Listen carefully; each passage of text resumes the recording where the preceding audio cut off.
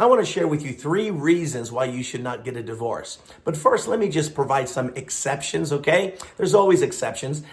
In Matthew 19, one of those exceptions could be sexual immorality on the part of your spouse. Paul mentions in 1 Corinthians 7, if your spouse abandons you, that would be an exception. You can get a divorce. Malachi 2 treats divorce and physical abuse as equal. So you don't have to put up with physical abuse. So there are exceptions. And if you are interested in knowing more exceptions, talk to your pastor about it and you seek the Lord. But for the most part, most of you who are watching this video, you're married to an ordinary person who can be a good spouse and could be a bad spouse, but so can you.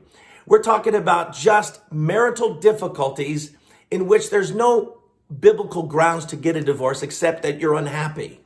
And I want to share with you 3 important reasons why you shouldn't get a divorce. You know, my wife and I were coming on 40 years of marriage.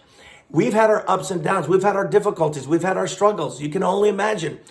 But one thing we've committed is that divorce was not going to be an option.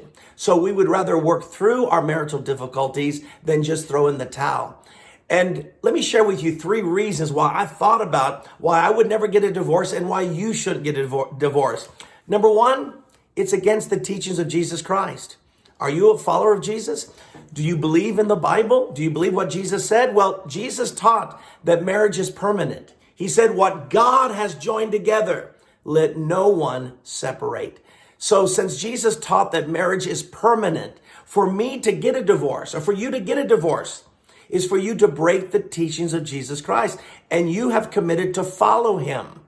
I think a second reason why you don't want to get a divorce, it complicates your life, the life of your children, the life of your church, the life of your mom and dad, your family, your relatives, and your friends. There's huge complications. Think about what's going to happen to your children. They're no longer going to live in the house with mom and dad. They're going to go every other weekend to the dad's house. Their life is complicated. A child's life is already difficult. And then you add this to your children. My goodness, the complication. And even if your kids are able to get out of it unscarred, which is not very likely, then when they get older, there's still complications. Because when they get married one day and they start talking about where are we going to sit mom and dad? You know, are they going to fight with each other? And so now they're worried about that. And vacations and Christmases and visitations, all of this complicates your children's life for their life or until you pass away, right? So there's complications. There's complications for your mom and dad. They love you both, and you're going to make it difficult for them. Complications for your friends. Think about it. Your friends love both you and your spouse. Who are they going to be friends with after the divorce? You complicate, and then you complicate your church. Your church believes in marriage, and you have broken the vow and not committed, and you've now complicated your church, and you brought your church harm. What I'm saying is divorce is so complicated, and life is difficult enough. Why do you want to complicate it? And then finally, the third reason is it's too painful to get a divorce. You think it's painful to be in an unhappy marriage? You haven't discovered pain until you go through a divorce. You're going to have to hire attorneys. You're going to have to go through courts. You're going to have to, oh my goodness, the pain you're going to experience, the excruciating pain of a divorce. And then once you get through it, you still have more pain. There's one thing I can promise you is both of you are going to be poorer after you get a divorce. You're going to have less money. So economically, you're going to struggle. If you've never worked before, you're now going to have to work to make ends meet. I'm telling you, friend, it is painful financially. It's painful in every regards. And you think life's going to be better because you're going to marry someone better than your spouse? That's not what the statistics tell us. Yes, the stats tell us that first marriages, 40% end in divorce. Now that's a lot, but you have a better chance of making it in your first marriage.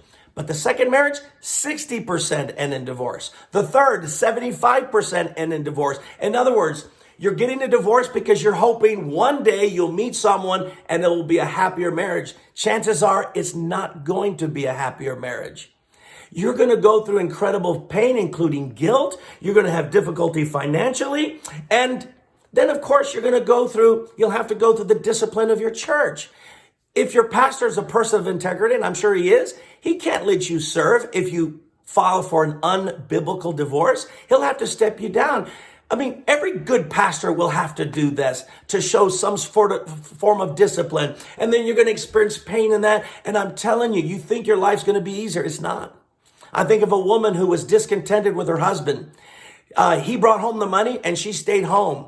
But she wanted her husband to help out. But he thought, he brought the money, you should clean the kitchen, you should work. Eventually, she felt unappreciated, got a divorce. It wasn't what she thought. Now, she can't even spend as much time with her kids because she had to get a job.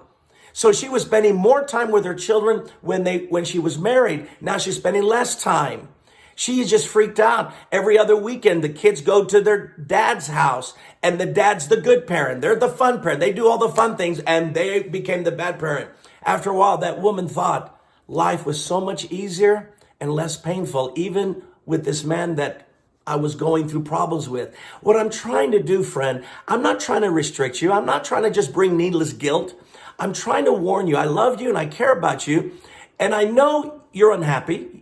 I know you're feeling pain now, but I'm here to tell you, working your marriage is going to be painful, but it's going to be less painful than a divorce, less complicated than a divorce, and you can at least have a good conscience that you know you're serving God. So please don't get a divorce.